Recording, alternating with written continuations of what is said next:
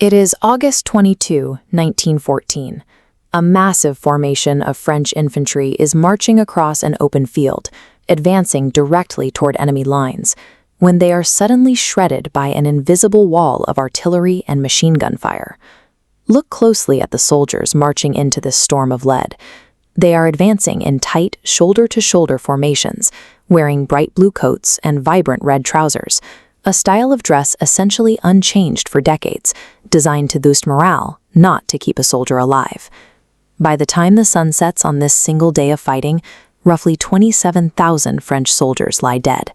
It remains the highest single-day death toll in the entire history of the French military. Why would one of Europe's most advanced militaries march into a modern crossfire dressed for a parade? And how did their commanders fail to anticipate the slaughter? Those 27,000 deaths were the immediate result of a brutal mathematical equation.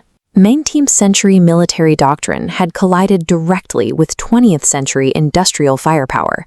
To understand how they got there, we have to look back to earlier that summer.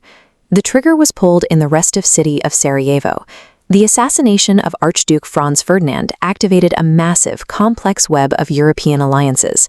Within weeks, a localized crisis spiraled outward.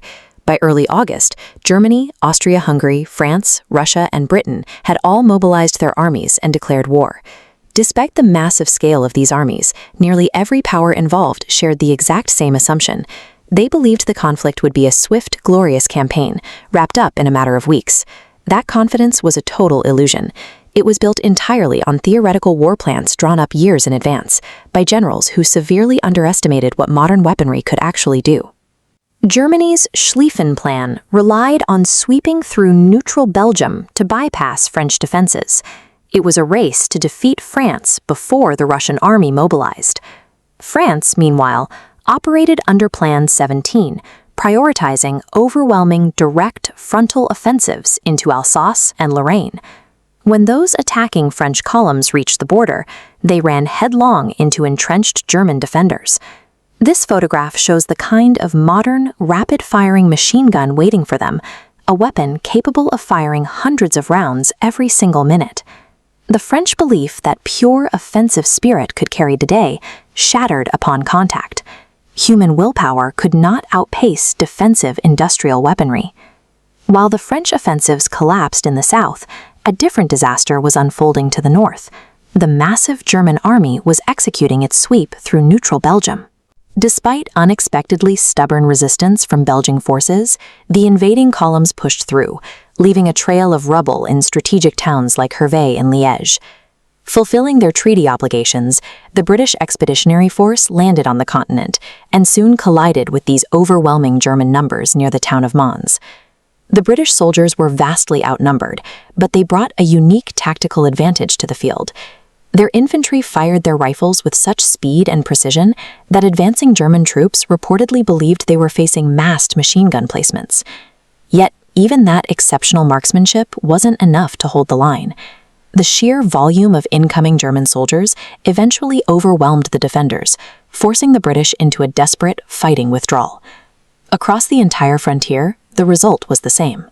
Whether it was aggressive French charges in the south or disciplined British defense in the north, individual heroism stood no chance against the raw scale and firepower of modern war. By the end of August, the coordinated Allied offensives had completely disintegrated. The front lines dissolved into a chaotic, full-scale retreat. The grand traditions of European warfare, the glorious cavalry charges, the colorful uniforms, the rigid infantry formations, had proven completely useless. Those old tactics effectively died on the frontier. Meanwhile, the German army pressed its advantage. Moving at a relentless pace, their sprawling infantry columns pushed deeper into French territory far faster than Allied commanders thought possible. The opening weeks of combat shattered any remaining illusions. The fighting would not be wrapped up by Christmas. Instead, it had devolved into a desperate race for national survival. As September 1914 begins, the strategic reality for the Allies is terrifying. The retreating armies have been pushed back for weeks until the advancing German forces are a mere 30 kilometers away. This photograph shows monuments in the heart of Paris, heavily sandbagged against impending artillery fire. The capital is bracing for a total siege, or a complete collapse. The disastrous decisions made on the frontiers have pushed France to the very brink of defeat. The survival of the nation now comes down to one final, desperate defense in the Miracle on the Marne.